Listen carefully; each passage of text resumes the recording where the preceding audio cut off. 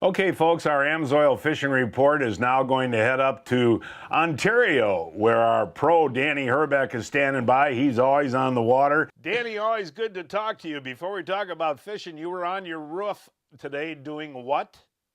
Shoveling the snow off of it. We have a pretty large amount of snow up here right now, believe it or not. Well, it was kind of interesting because December and the first half of January, ice travel was excellent up there. Has that changed in the Vermilion Bay area?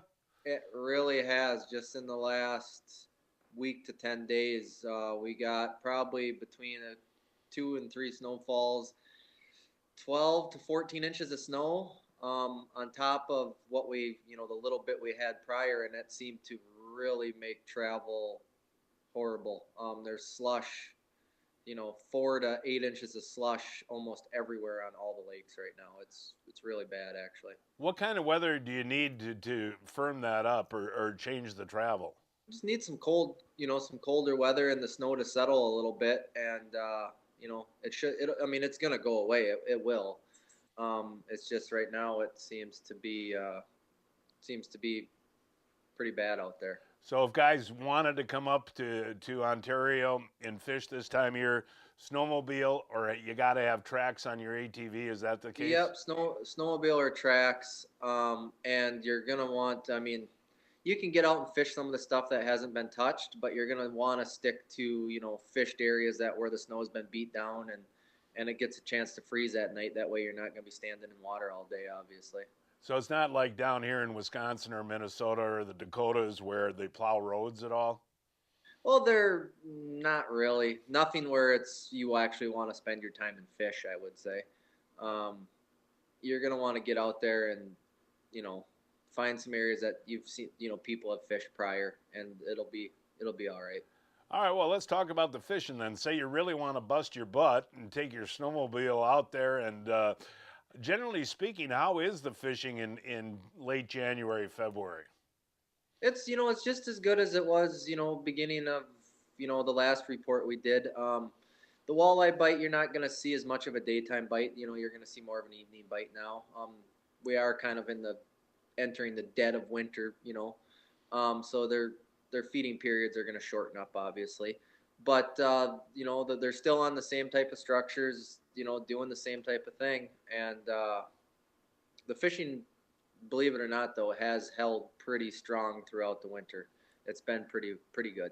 One thing I really enjoy doing with you, if you don't mind talking about it, is the smallmouth fishing on top of rock bars. If you can find some deep rock bars, you can catch some pretty decent smallmouth through the ice, can't you?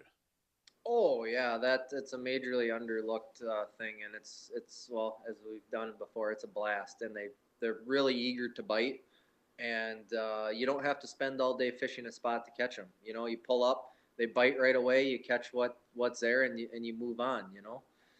So you got your lake master chip and you're looking at the structure of a lake and you find some of these deeper bars that are 16 to 25 feet.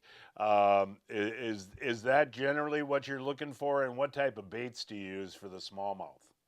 Your it seems like your cast masters, your jigging spoons, vibratos, that type of stuff. Same stuff that you would use for walleyes. You don't have to get real fancy. They're pretty hungry. It seems like, believe it or not. Now, if you want to set tip ups for pike, is this too much in the dead of winter to do well on the northerns? No, I mean, I wouldn't necessarily start setting up at the mouth of spawning bays yet, but I would be looking at the first point adjacent to them, in that 12 to 18 foot zone right now. And, still dead bait is going to be your way to go.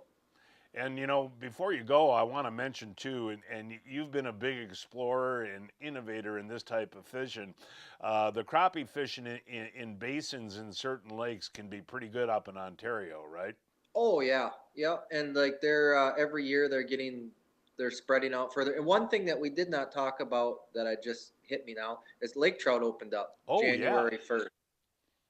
So that is another thing that people that you can actually target now. So and that is one thing that does bite all day and is very good during this time of year. How deep do you have to go for those Lakers? It depends on the lake. You know, you don't necessarily have to be deep. Some of the biggest trout I've ever got have been shallow fishing walleyes in that 20 to 30 foot zone. But you can go out, you know, in some of the deeper trout lakes that have access to deep water and fish 100, 150 feet and catch them out there as well. You got to remember in the winter there's no thermocline, right? Right. So they go wherever they want to go, do whatever they want to do.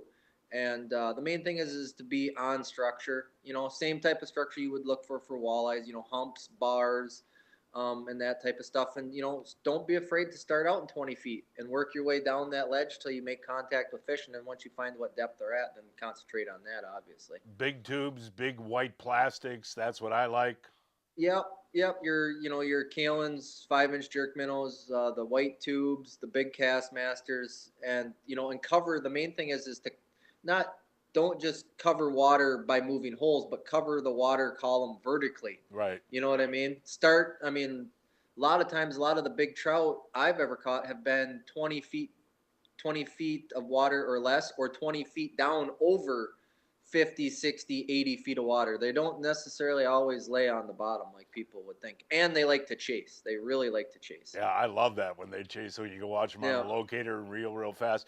Back to the crappies. That's also an opportunity for folks up there.